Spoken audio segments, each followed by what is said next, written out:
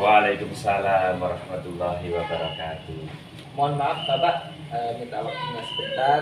Ya, kita mau wawancara. Ya. Eh, Bagaimana Bapak mengidentifikasi kasus-kasus yang merupakan dilema etika atau mungkin bukan moral Bapak? Oh, berarti ini yang dilema ya, ada dilemanya. Jadi gini, eh, untuk mengidentifikasi kasus yang termasuk dilema, tentu saya harus mempertimbangkan dua sisi, baik dari sisi siswa maupun dari sisi kita sebagai pengelola. Terus sehingga mana kalau dari kita apa kebaikannya, nilai-nilai kebaikannya, dari siswa juga apa nilai-nilai kebaikannya. Itu yang kami lakukan. Terus bagaimana untuk menjalankan pengambilan keputusan, terutama terkait kasus-kasus yang ada dua kepentingan yang benar, sama-sama benar. Tentu dalam pengambilan keputusan yang pertama itu adalah saya melakukan mengumpulkan fakta-fakta yang ada di lapangan, apa kejadiannya dan bagaimana, siapa dan apapun yang terkait dengan itu.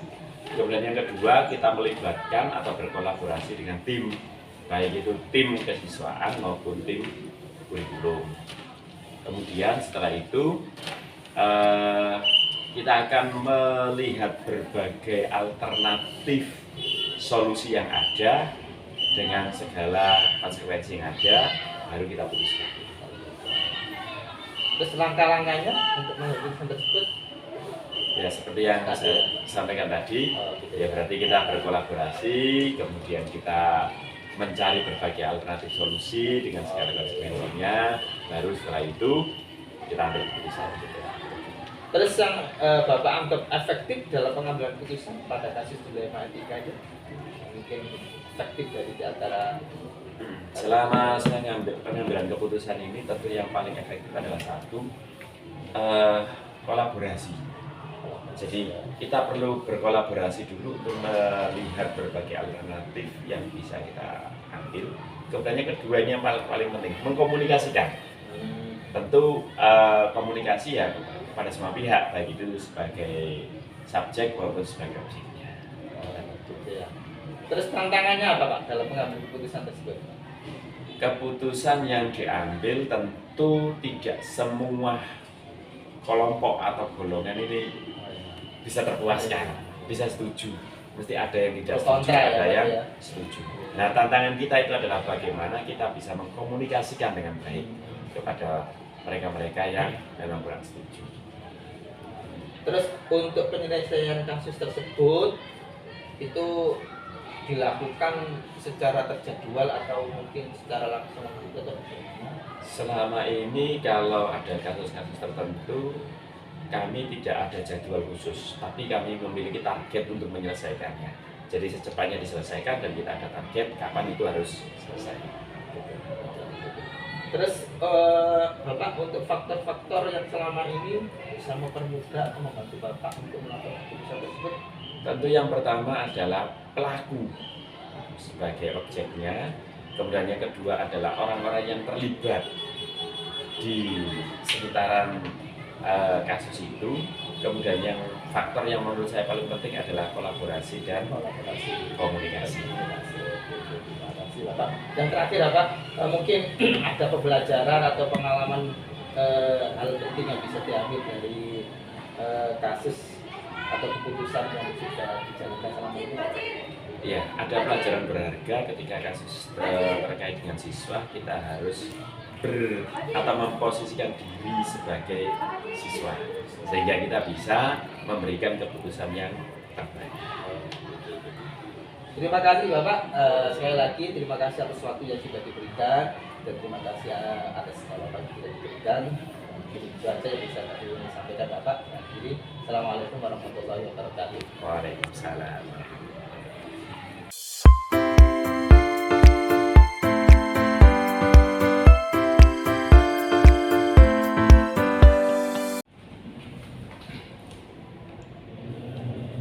Assalamualaikum warahmatullahi wabarakatuh. Waalaikumsalam warahmatullahi wabarakatuh. Mohon maaf, minta waktunya, ada beberapa wawancara yang perlu kami sampaikan. Yang pertama, selama ini bagaimana Ibu dapat mengidentifikasi kasus merupakan dilema etika atau juga moral? Sebagai kepala sekolah SMP, memang kita pasti akan dihadapkan beberapa permasalahan atau kejadian-kejadian yang sekiranya itu ada hubungannya dengan dilema etika. Dan sebagai kepala sekolah juga, seyogianya kita juga wajib mengidentifikasi dari masing-masing kejadian itu. Kita tidak bisa menentukan langsung mana yang harus kita pilih antara kejadian satu atau kejadian yang lain, atau pilihan satu dengan pilihan yang lain. Kejadian-kejadian itu diharapkan kita identifikasi dulu, komunikasi dengan orang-orang yang bersangkutan, baru kita bisa menilai mana yang lebih baik atau mana yang perlu kita pilih.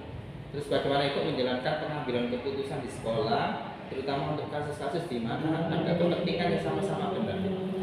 Untuk terkait seperti itu, seperti yang pertanyaan pertama tadi, bahwa perlulah kita komunikasi dengan orang-orang yang bersangkutan terkait permasalahan-permasalahan itu. Misalkan kalau memang itu permasalahannya di bidang kurikulum, maka kita perlu berbicara dengan orang kurikulum selaku orang yang memiliki kepentingan dan juga pemahaman lebih di bidang itu juga. Begitu juga untuk bidang-bidang yang lain. Jadi memang kalau kita dihadapkan permasalahan, komunikasi dengan tim kita atau rekan sejawat kita menjadi hal yang sangat penting. Terus prosedurnya bagaimana?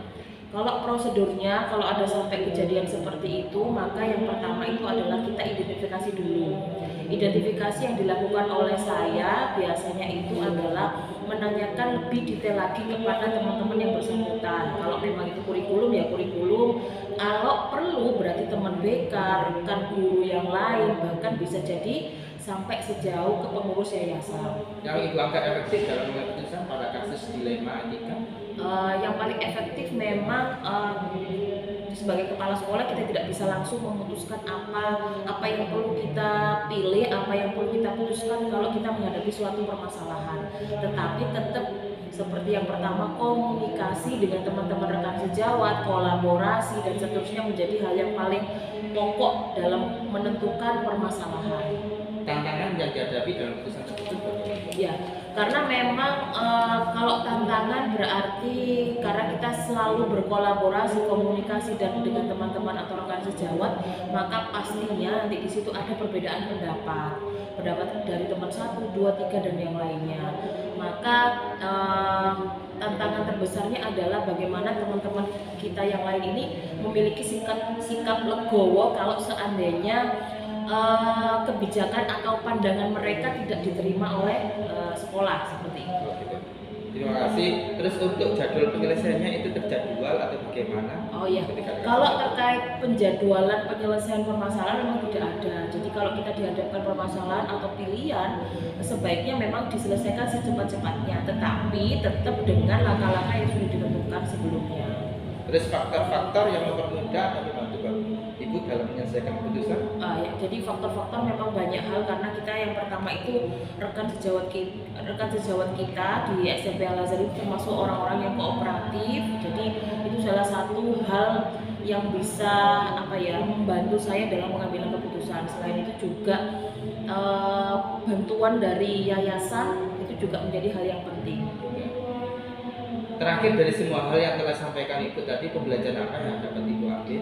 Iya, jadi untuk kegiatan pengambilan keputusan dalam hal apapun memang kerjasama dari semua pihak itu penting, karena pada akhirnya semua kebijakan yang ada di sekolah itu akan mereka jalankan bersama-sama. Jadi perlulah kita bersama-sama dengan teman rekan sejawat itu melakukan kolaborasi dan komunikasi. Terima kasih Bu wawancara kita kali ini.